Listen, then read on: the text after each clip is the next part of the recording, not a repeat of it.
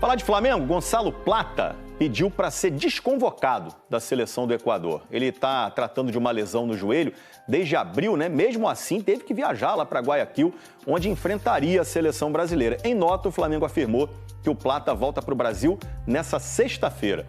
Fluminense. Muito bem, é uma série nossa, a gente vai trazer aí os cariocas na Copa do Mundo de Clubes. Olha aí, o Flamengo anunciou o retorno, é isso mesmo, o retorno de Gonçalo Plata após o jogador se apresentar à seleção equatoriana, mesmo lesionado. Na nota, o rubro-negro divulgou que a decisão pelo retorno veio após uma conversa amigável com o departamento médico equatoriano. Vene Casagrande, você trouxe essa história aqui durante toda a semana, a gente debateu aqui, puxa, mas o jogador tá machucado e vai viajar, como foi isso? Você até chegou a falar da questão da comunicação mesmo, como é que o jogador deixa chegar nesse momento e tudo mais. E aí agora, ele foi, você trouxe essa notícia ontem, e ele voltou, eu acho que ele quer acumular aquele negócio de ponto, de viagem, Vene Casagrande, não é possível. Eu acho o seguinte, essa Guerra Fria, o Flamengo saiu vencedor pelo retorno do jogador. Sim. E muita gente questiona, se ele está voltando, por que ele foi? Porque a seleção equatoriana queria utilizá-lo. Isso aí, obviamente, ficou muito nítido para todo mundo. Tanto é que o Flamengo, através de uma nota oficial na semana passada, uma nota oficial grande, botou tudo às claras, expondo tudo. Então, acho que a estratégia da diretoria do Flamengo nessa guerra fria com a seleção equatoriana foi corretíssima. E se o jogador entrasse em campo pela seleção equatoriana, o jogador também iria assumir esse risco. E a gente sabe que ele assumindo esse risco não ia ficar nada bom para ele, envolvendo a torcida e também envolvendo a diretoria, porque a diretoria não ia gostar nem um pouco, porque nesse determinado momento o jogador precisa falar, olha, eu não estou 100%, por que vocês vão fazer isso comigo? Eu entendo o jogador ter se apresentado, repito, o Flamengo era obrigado a liberar o jogador, mesmo ele lesionado, mesmo ele não tendo condições de entrar em campo, por ser data FIFA, o Flamengo era obrigado a liberar. Ele viajou.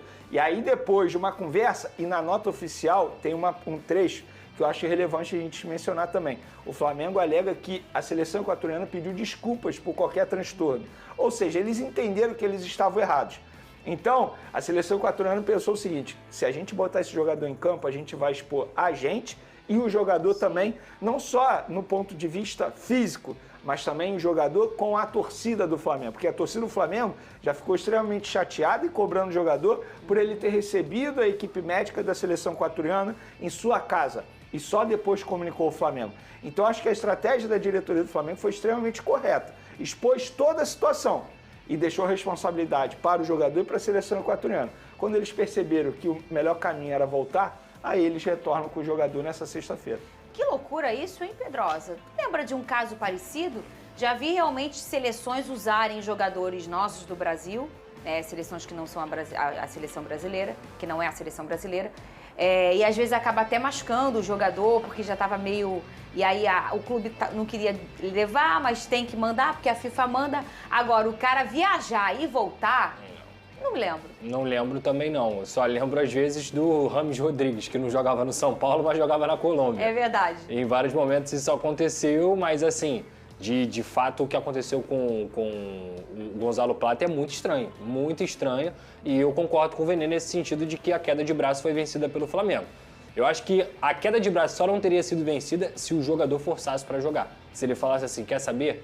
Não me interessa, eu quero jogar contra o Brasil, eu vou ser titular, é um jogo importante para mim, defendendo o meu país, e não interessa. E ele ia jogar, depois ele ia sofrer as consequências. Mas não me parece ser o perfil do Gonçalo Plata em relação à indisciplina. Eu acho que ele é um cara muito focado e profissional. E assim, você traz um ponto, Pedrosa, que às vezes a gente fica julgando a pessoa, né? E claro, você trouxe os pontos ontem. Quem paga o salário dele é o Flamengo, quem cuida dele é o Flamengo. Então, ele tem que ter um mínimo de raciocínio. Caramba, poxa... Mas é o clube que está cuidando de mim, o clube está sinalizando, você não está legal, então eu não vou jogar.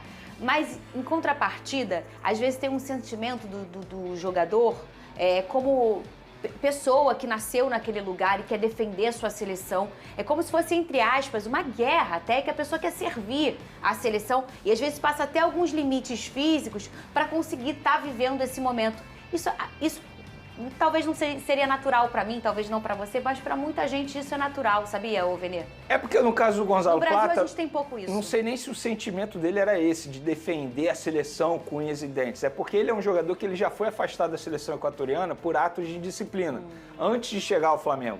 Então, eu acho que ele não queria comprar essa briga com a seleção equatoriana novamente e correr o risco de não ser convocado futuramente. Por isso que eu até entendo ele. Só que eu acho que a postura dele poderia ter sido diferente, no sentido de ligar para o Flamengo, ó, eles estão vindo aqui na minha casa, manda alguém aí também. Entendeu? Não só avisar depois da visita, porque isso pegou muito mal lá no Flamengo. Então ele comprou, digamos, um lado. E até aí tudo bem, só que agora ele não vai entrar em campo pela seleção equatoriana. E repito, acho que o Flamengo agiu de maneira extremamente correta, expondo toda a situação para o público e também para a FIFA, né? Para a FIFA ficar sabendo. Então acho que no fim das contas ninguém vai sair mal na história. Certo. Ninguém vai sair mal. História pra contar. Na verdade, a seleção equatoriana não vai ter um jogador que é extremamente importante. Tanto é que na última data FIFA ele foi titular nos 2 jogos. Ele jogou muito bem, por sinal, com a camisa da seleção equatoriana. O técnico BKSS gosta muito dele, falou isso em entrevista coletiva. Mas não tem jeito, ele está lesionado. Não é culpa dele nem culpa do Flamengo. Então acho que não valeria o risco colocá-lo em campo num jogo extremamente importante, como vai ser diante da seleção brasileira. Vene, novidade sobre a chegada do Jorginho? Temos sim, ele chega dia 6. Dia 6 é o quê? Sexta ou sábado? Hoje é 4.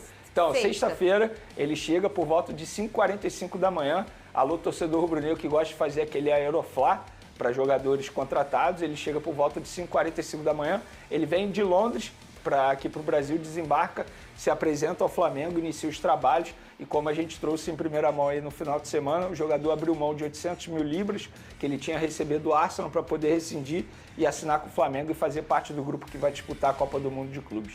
É isso aí, nação rubro-negra, informação urgente. Jorginho está chegando no Rio de Janeiro a qualquer momento para assinar com o Flamengo, para jogar a Copa do Mundo de Clubes com o manto sagrado, um jogadoraço, né? Além de ter mais de 30 anos, é um cara experiente, é um cara que vai comandar, né, ali o setor de meio de campo do Flamengo, um cara que tem muita experiência europeia, né? Então, assim, um cara que vai poder orientar, né, os jogadores do Flamengo. Então, assim, baita contratação. É claro, não vai dar para jogar tantos jogos, até porque o Jorginho já vem vindo tendo uma sequência de jogos.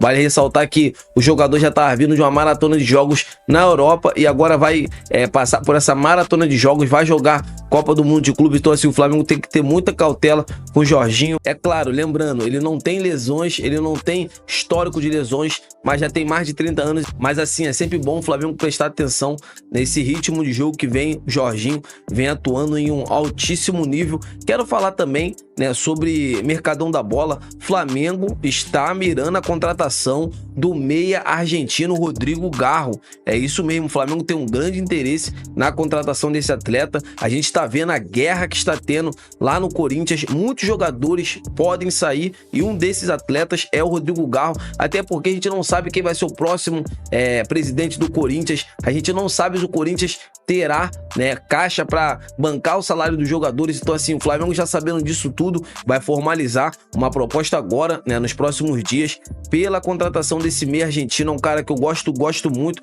Vamos torcer para que ele aceite e venha para o Flamengo, ajude o Flamengo a ganhar títulos, né, vire ídolo, né, caia nas graças da torcida, que é o que todos nós queremos. Vocês concordam? E antes de finalizar, quero falar sobre essa situação do Gonzalo Plata. É, assim, uma vergonha. O jogador, né, foi para o Equador, agora está voltando, né, vai conversar com a diretoria do Flamengo.